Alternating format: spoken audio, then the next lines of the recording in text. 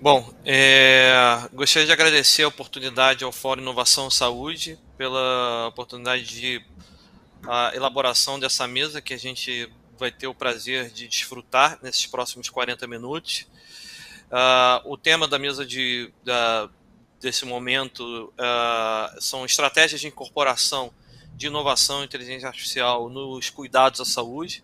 O que a gente tem de efetivamente de realidade, o que é esperança efetiva num futuro próximo e qual a distância que a gente está em relação a inovações nos cuidados do dia a dia de todos nós que vivemos a área de saúde. É um prazer muito grande participar do Comets 22. Meu nome é Daniel Santos, sou médico neurologista, membro titular da Academia Brasileira de Neurologia. E voltar aqui, tive a oportunidade e o prazer de convidar o Dr. César Taurion. Dr. César Taurion é professor da Fundação Dom Cabral, graduação em Economia pela Universidade Federal do Rio de Janeiro, pós-graduação e mestrado em Ciências da Computação pela PUC, pela Pontifícia Universidade Católica também do Rio de Janeiro. Ele é professor de empreendedorismo do Núcleo de Computação Eletrônica da Universidade Federal do Rio de Janeiro e partner e head da Digital Transformation Key Corporate Ventures desde 2016.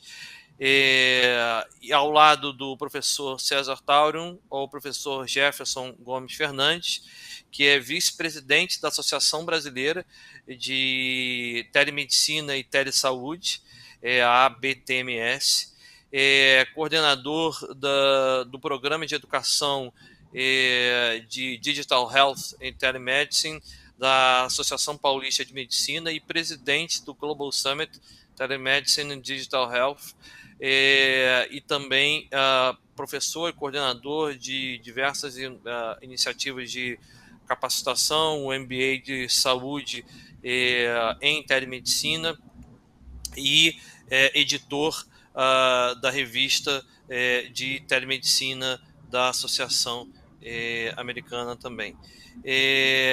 A Dr. Jefferson também é neurologista e também é membro titular da Academia Brasileira de Neurologia. Queria agradecer a presença de vocês dois aqui nessa oportunidade. Nós vamos ter 40 minutos e eu queria começar com um desafio a vocês dois, ao professor César e ao professor Jefferson.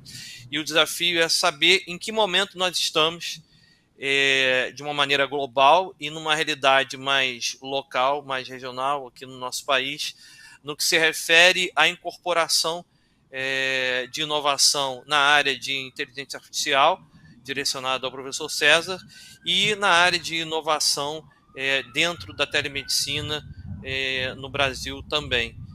Muito bem-vindos, professor César, professor Jefferson, a palavra é de vocês. Professor César, eu queria que você começasse e pudesse dar Legal, essa obrigado. oportunidade a todos nós. Obrigado, é ótimo estar aqui com vocês. Pô, legal estar aqui com o Jefferson. A gente já troca ideias há bastante tempo. Daniel, estou conhecendo hoje. Bom, uma rápida recapitulação, acho que para até inserir o contexto, né? Ah, as minhas atividades ligadas à inteligência artificial vão lá para o final dos anos 80.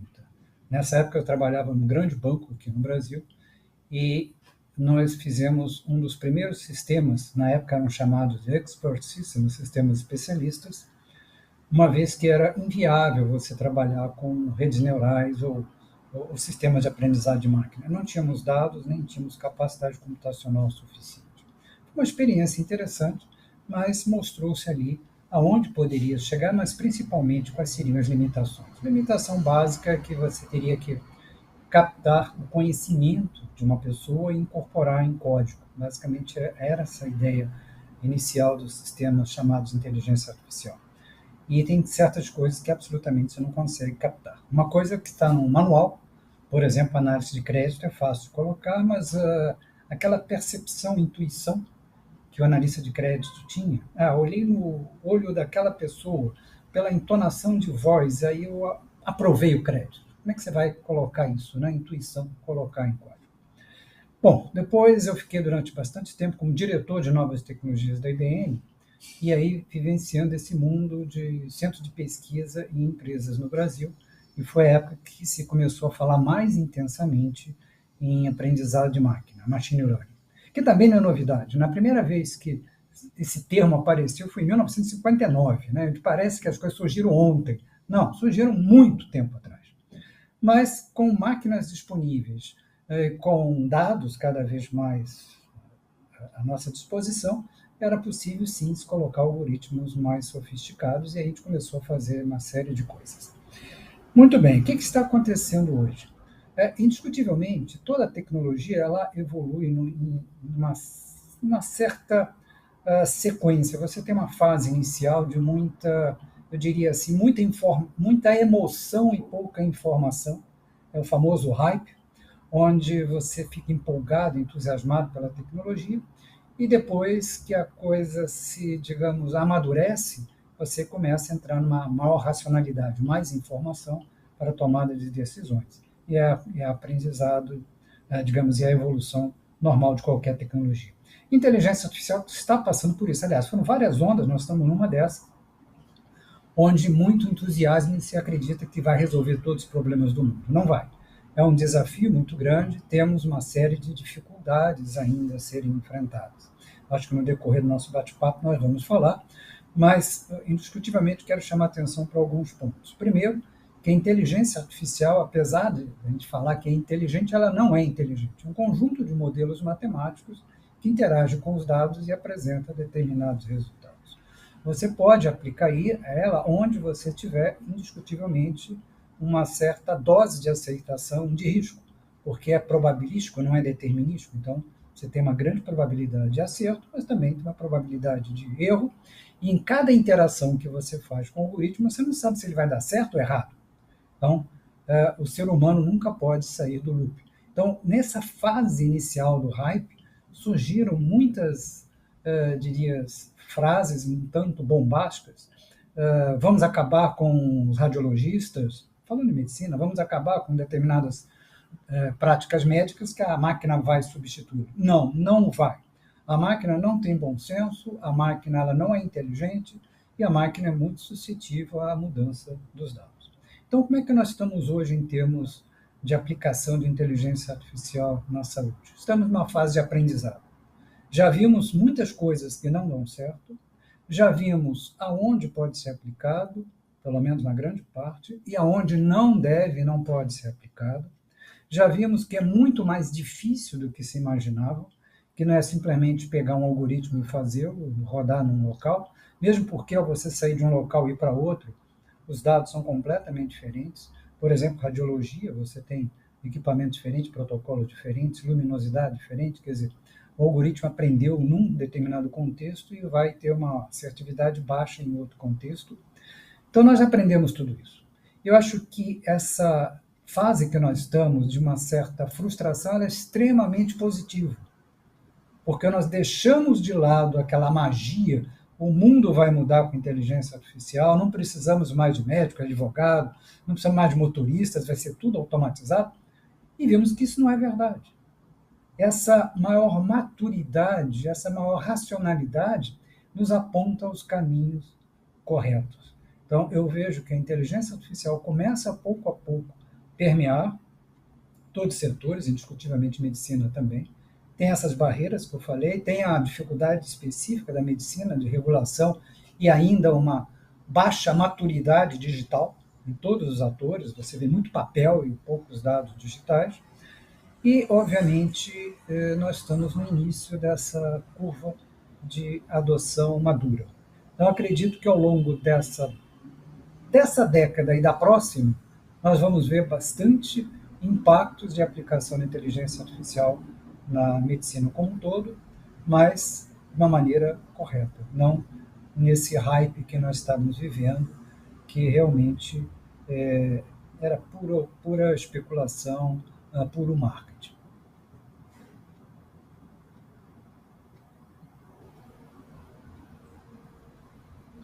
Desculpe, Daniel, não estou ouvindo. Estão me escutando agora? Sim. Obrigado, professor César. Nós vamos dar aqui o segmento à discussão, abrindo a palavra para o professor Jefferson.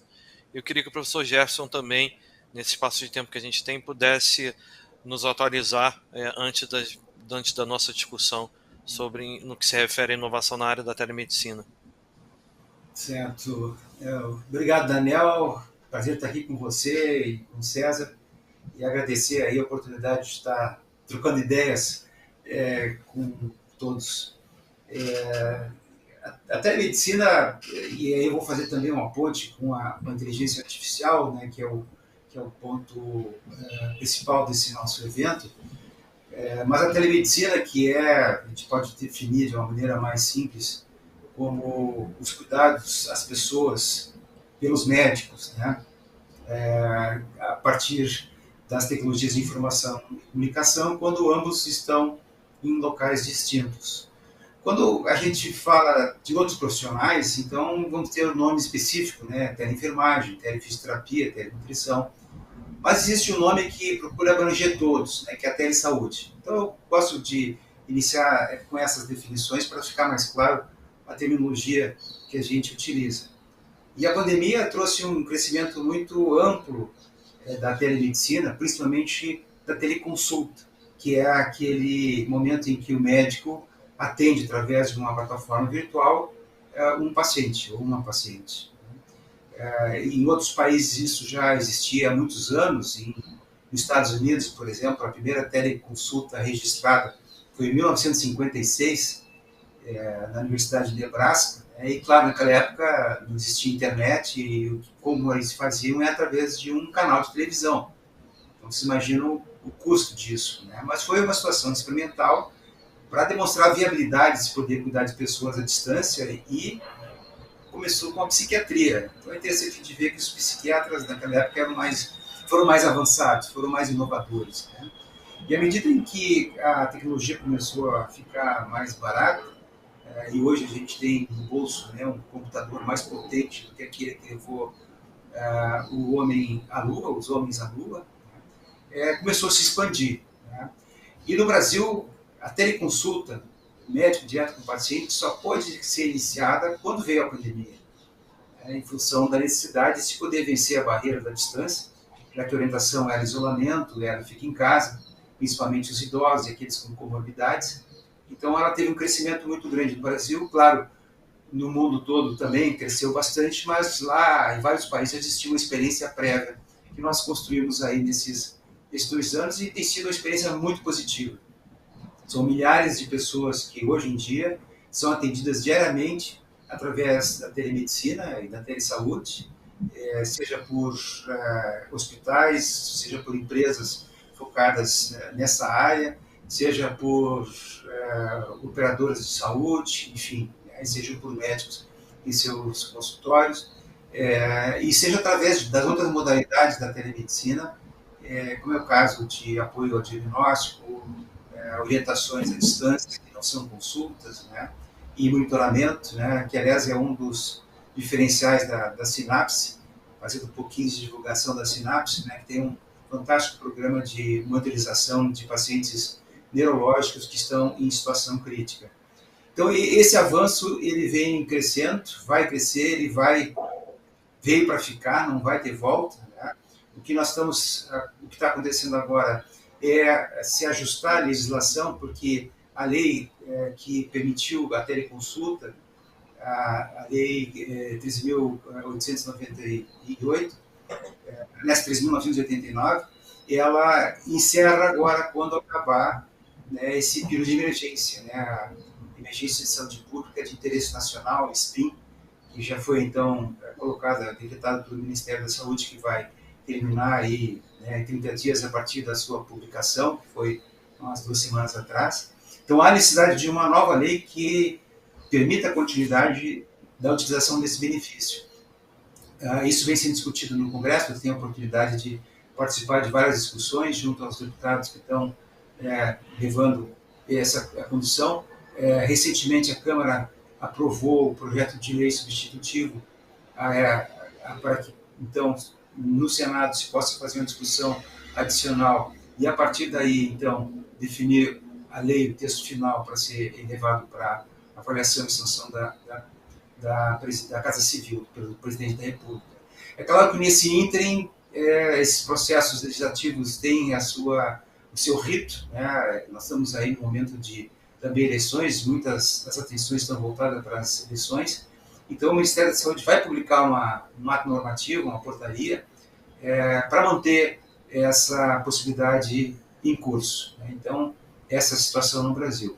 E entrando um pouco mais, né, e complementando aquilo que o César estava falando, dentro da telemedicina, dentro da telesaúde, também são utilizadas soluções que envolvem inteligência artificial, mas tudo que o César falou se aplica também a esse uso, né?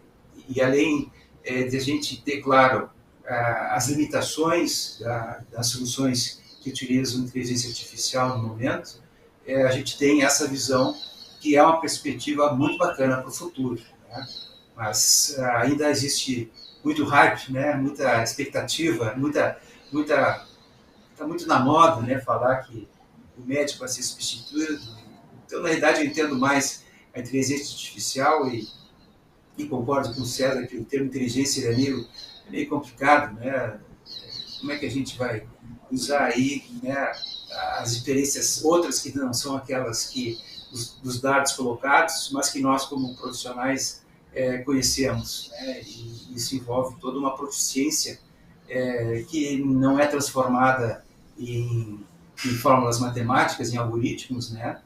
E é um processo extremamente dinâmico. Mas, de qualquer forma, se busca alguns aspectos fundamentais, né, para entender o quanto a inteligência artificial pode auxiliar, seja no diagnóstico, seja em decisões terapêuticas, né? Então, eu entendo que a inteligência ela é uma assistência ao médico, né, para contribuir com informações, contribuir com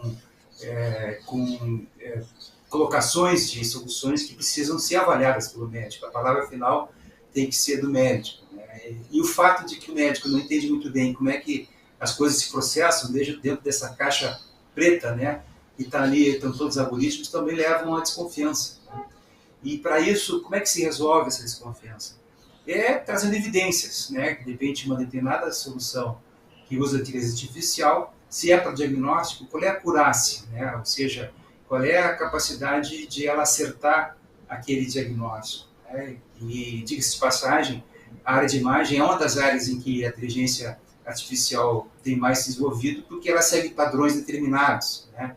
Então, vai analisar lá o volume das imagens de tomografia, e a partir daí pode definir, olha, isso aqui tem sangue e não tem sangue. Então, torna mais preciso e diminui a margem de erro. Mas o laudo final, a interpretação final, tem que ser do médico cardiologista, assim como toda e outra qualquer auxílio que se tenha, né? Então, são sistemas de apoio à decisão diagnóstico-terapêutica que usam inteligência artificial que vem contribuir para diminuir a chance de erro, aumentar a probabilidade de acerto. Mas isso precisa se ter estudos clínicos, né, que são testes de acurácia, para ver qual é a sensibilidade, que percentual ela detecta e qual é a especificidade, quantas desse percentual, qual é o percentual que ela acerta, né?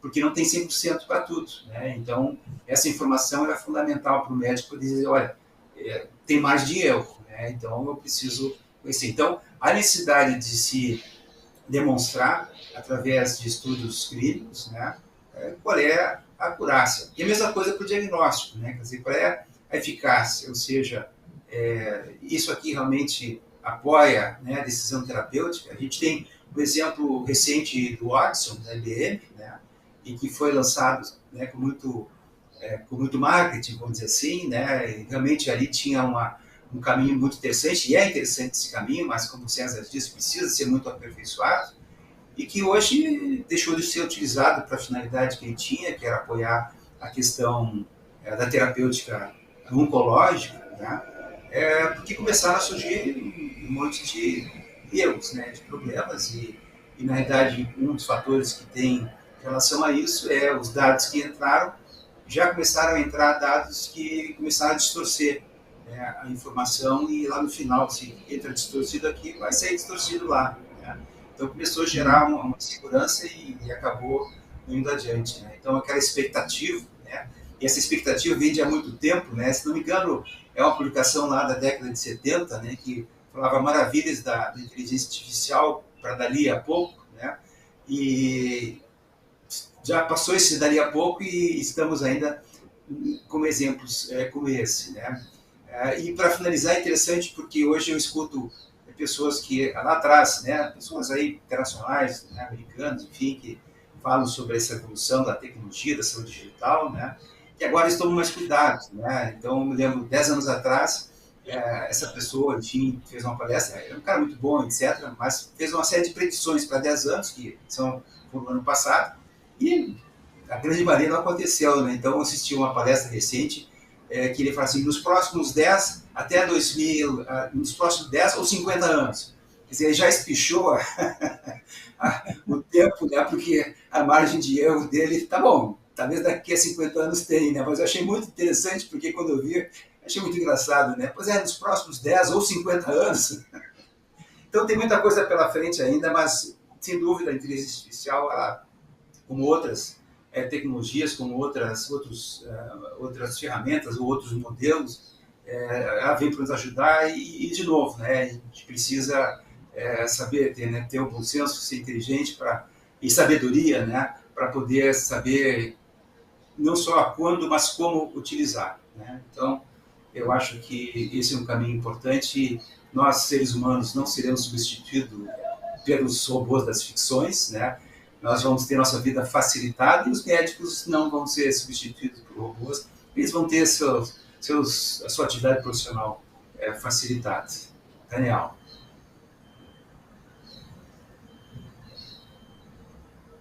Obrigado, Jefferson. Comentário fundamental. Eu queria já, na verdade, dar continuidade à nossa discussão e fazer uma outra pergunta, pegando o gancho do que os dois professores tiveram a oportunidade de comentar conosco, basicamente dizer que realmente o que o professor César comentou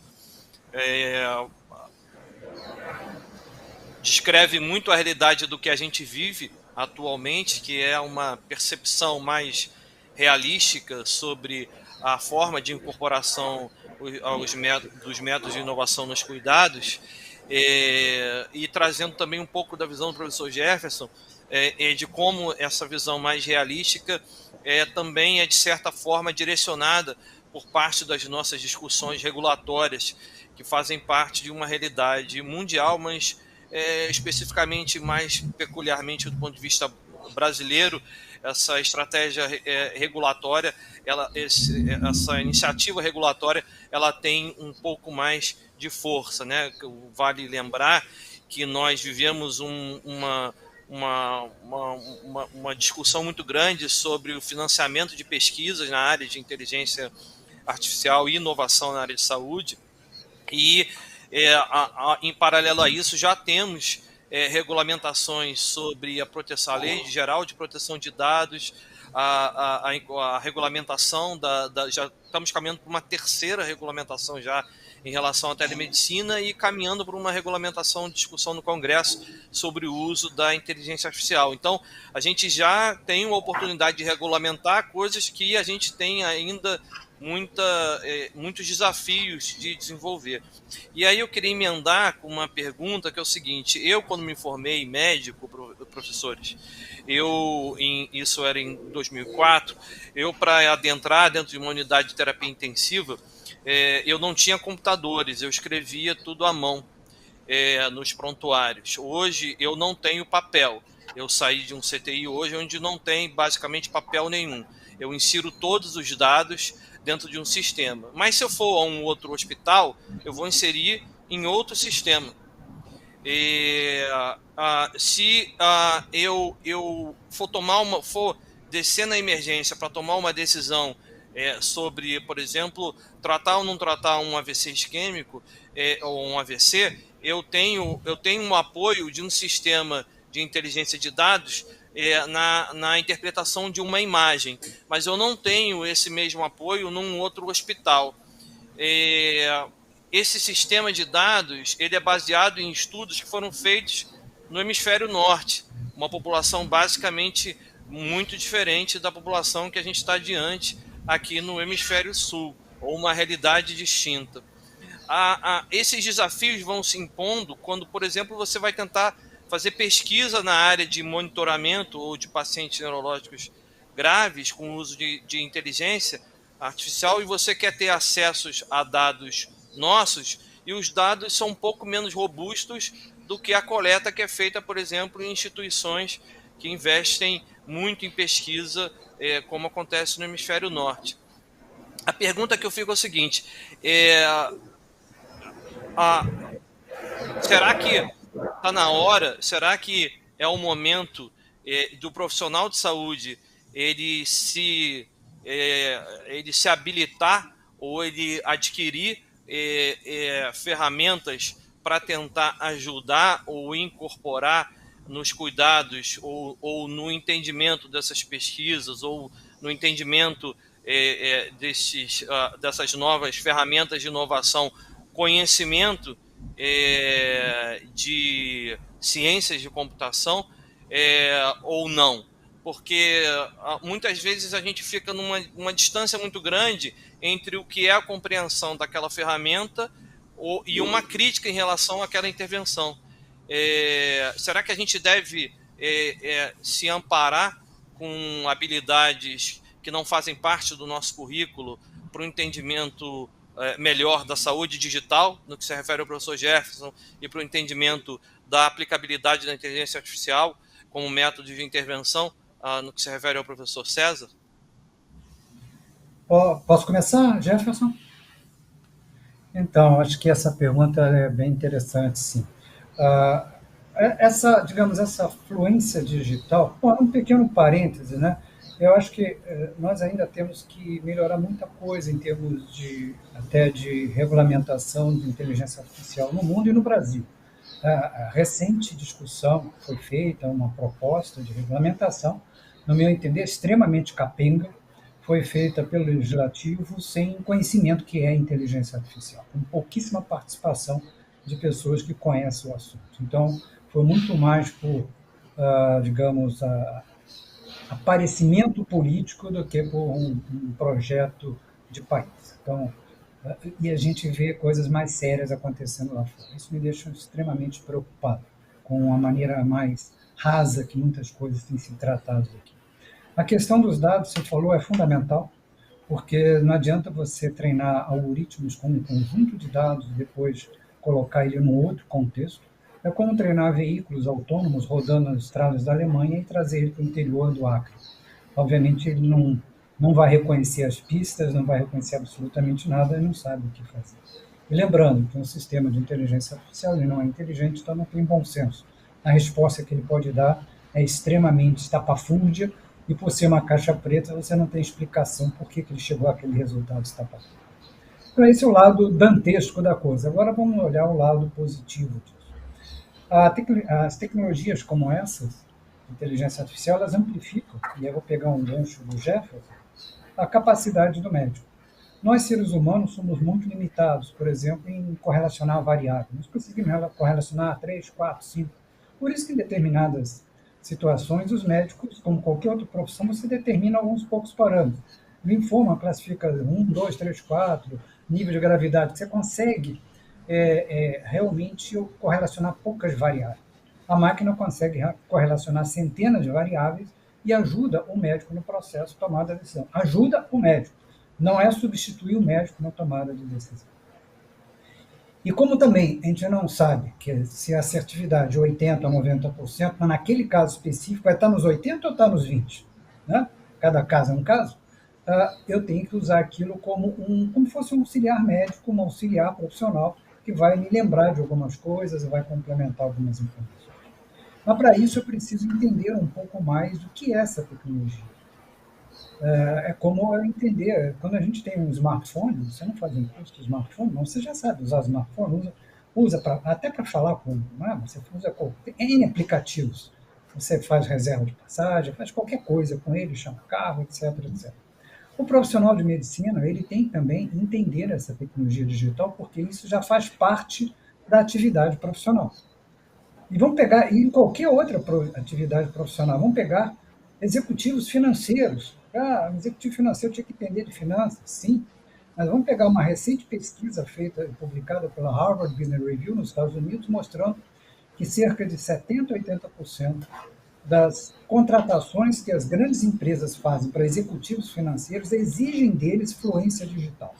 Ou seja, conhecer EBITDA, conhecer fluxo de caixa é fundamental, mas se não conhecer o mundo digital, ele está fora do mercado. A mesma coisa vai afetar o advogado e vai afetar o médico. Eu tenho que entender o que é essa tecnologia. Até onde eu posso confiar nela? Até onde eu posso ou devo usá-la? Claro que eu não preciso ser um conhecedor de modelos matemáticos, ser um profundo conhecedor de regressão linear, não é isso. Mas aonde eu posso usar? E até como profissional para, de alguma forma, influenciar os processos regulatórios. Os profissionais, de uma maneira geral, acho que no mundo inteiro, mas vamos olhar aqui no Brasil, não participam ativamente de discussões regulatórias, que é fundamental para as suas profissões, em todas elas. Então, é um grupo que decide isso e muitas vezes esse pequeno grupo interage com o legislativo e saem coisas, muitas vezes, enviesadas, que não afetam, que não beneficia o grosso da sociedade, os profissionais e as pessoas que estão envolvidas, os atores da sociedade. Então, eu vejo que o profissional precisa. Eu vou dar um caso concreto. Em 2018, eu fiz uma análise genômica de mim. Não, claro, não completa, era apenas focada em alguns marcadores genômicos ligados à alimentação, à resposta a exercícios, coisas que me interessavam, uma coisa bem restrita. Custou pouco mais de $100 em 2018. Então, repara que era alguns milhões de dólares 10 anos atrás, 15 anos atrás, passou para $100 e a tendência é diminuir. Levei esse resultado, está inclusive no meu smartphone, para endócrinos, que era o meu endócrino e outros dois que eu queria, me indicaram. Eles olharam, puxa, que legal esses marcadores aqui, mas eu não sei o que fazer com isso. Porque quando eles se formaram, estão na faixa dos 50 anos de idade, não se trabalhava com DNA, não se trabalhava com marcador genético. Era teoria, era livro e ver como é que era o negócio. Então, voltou-se eu saí de lá, na verdade, faz exame LDL, colesterol, as coisas que eles sempre fizeram há 20, 30 anos e continuaram fazendo. Então, esse é um desafio. O profissional de medicina, pelo modelo que está hoje, trabalha para cacete. Tem que fazer muitas consultas e não tem tempo de se reciclar. E quando é reciclado, muitas vezes é por bula de remédio ou, às vezes, congressos, e você sabe muito bem que muitos congressos é mais festa do que realidade. Né? Claro que tem congressos muito bem feitos, mas tem muitos congressos que são mais festa que realidade. E acaba ficando desatualizado. E perde a capacidade de ter amplificado o seu trabalho. Então, apesar das restrições da inteligência artificial, eu vejo um futuro, e aí dentro desse horizonte que o Jefferson falou, 20, 30, 40, 50 anos, sei lá, eu não vou ver, provavelmente, mas o médico que souber usar a inteligência artificial vai ser muito mais eficiente que o médico que não souber usar a inteligência artificial. É totalmente diferente da inteligência artificial substituir o médico, mas é amplificar a profissão médica com as tecnologias disponíveis. Então, provavelmente aquele estetoscópio em cima do jaleco pode ser um smartphone ou qualquer dispositivo em cima do jaleco, porque a tecnologia vai fazer parte, já começa a fazer parte. Hoje, por exemplo, são mais de 300 mil aplicativos disponíveis na Apple Store para a medicina. A grande maioria pode ser uma porcaria, mas são 300 mil. 300 mil. Então, tem para qualquer coisa que a gente pensa. E esse também é um desafio de em qual que eu vou confiar? Como é que eu vou certificar um determinado dispositivo para passar informações para o meu médico que o meu batimento cardíaco não está normal, não tem uma anomalia, que a minha pressão arterial está legal? Já tem dispositivos vestidos para isso, né? Qual o grau de confiabilidade que esses dispositivos têm para me tomar uma decisão como clínico nesse caso? Então, nós temos ainda uma evolução a fazer, mas essa evolução só vai acontecer se o profissional estiver preparado para acompanhar essa mudança que já está acontecendo. Se eu puder aqui, então, pegar o gancho, Daniel, do César, exatamente num ponto Por que é favor. parte da minha atividade profissional, que é exatamente a parte educativa, né? Além de atuar, né, mais diretamente com organizações, empresas nessa área, na minha formação fui durante 20 anos professor titular de neurologia da Faculdade de Medicina da PUC do Rio Grande do Sul, né? Coordeno o MBA na área de gestão e inovação da Inspirar e Anima, e tenho aí minhas aventuras fora, né? Sou co-coordenador de um curso em que Digital Knowledge na Universidade Nova de Lisboa, na Nova Medical School, né? Vamos começar aí no segundo semestre, algo que já estava pronto, mas a pandemia segurou porque é presencial. E também atuo como diretor do programa de educação da International Society for Telemedicine Health, que nossa sede é lá em Basel, na Suíça. Né? E aí eu vivencio essa questão da capacitação profissional numa visão global. Né? E mesmo em países em que a evolução da telemedicina, telesaúde e da saúde digital foi bastante intensa, ainda existe uma necessidade, um espaço muito grande para a capacitação dos profissionais. Né? Então, essas questões todas que a gente está trazendo, elas passam exatamente por poder se levar em diferentes níveis a informação, o conhecimento e a experiência para aqueles que estão lá na frente de batalha, né? Em frente ao paciente, seja no consultório, seja numa internação hospitalar, seja dentro de uma UTI, que vão precisar de saber decidir se usa ou não aquela solução de inteligência artificial e como usa e quando usam. Né? Então, faço um paralelo à questão das medicações, dos fármacos, né? Em que a medicina baseada em evidências, né, que foi originada lá da epidemiologia clínica, ela procura trazer uma capacitação para os médicos para poder guiá-los na tomada de decisão.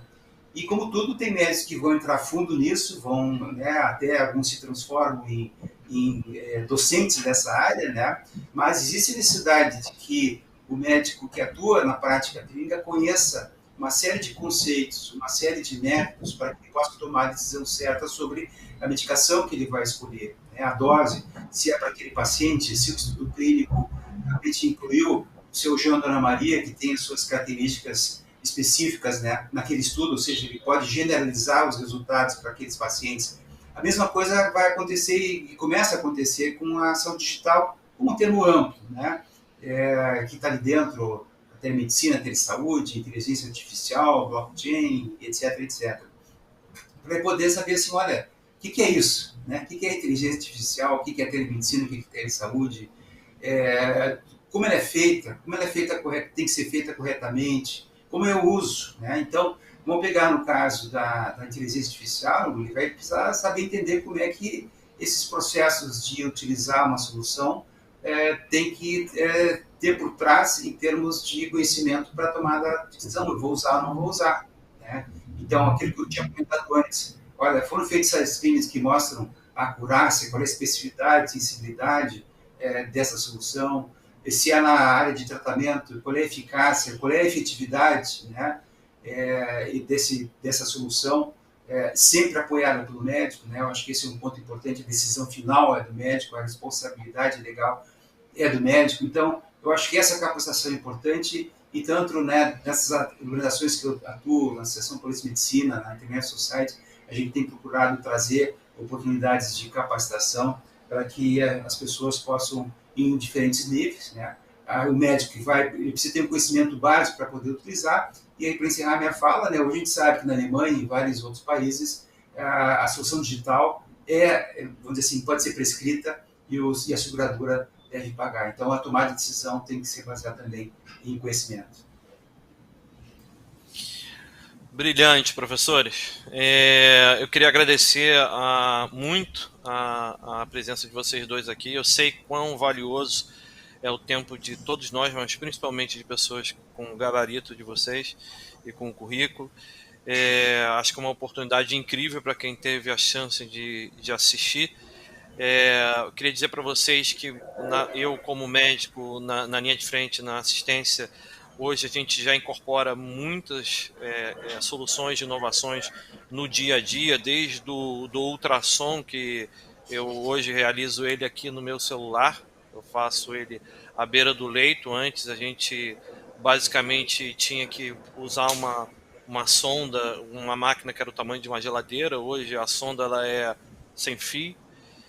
Hoje a gente tem métodos de tomadas de decisão para terapias de reperfusão na emergência em pacientes com AVC, que são intervenções já lastreadas em ensaios clínicos bem desenhados do ponto de vista de medicina baseada em evidências, mas que ainda tem uma distância grande, um desafio grande de incorporar populações da nossa realidade, do nosso momento. E eu queria dizer para vocês que eu sou um entusiasta e acho que realmente, do mesmo jeito que eu, para atender nos Estados Unidos, tive que aprender a falar inglês, ou na Alemanha tive que aprender a falar alemão, a gente precisa aprender a falar a linguagem da ciência da ciência de dados. A gente precisa aprender a falar Python, a gente precisa aprender a falar... não precisa ser um profundo conhecedor, mas a gente precisa saber olhar e ler aquele artigo e receber aquela informação da mesma maneira que a gente hoje critica melhor os ensaios e os métodos e as fases. Isso faz parte, inclusive, da mídia, quando a gente estava discutindo em que fase ou que tipo de medicação funcionava ou não funcionava para a Covid, ou quando que aquela vacina poderia ou não ser utilizada. Isso vai melhorar, sem sombra de dúvida, a nossa interação. Eu queria agradecer muito a presença de todos, agradecer ao Comets por essa oportunidade e dar seguimento aí ao congresso, ao evento, e desejar sorte a todos. Que o evento seja muito bom, como em todos os outros anos. Um forte abraço. Um abraço a todos. Até a próxima. Parabéns, Daniel, Jefferson. Ótimo estar com vocês.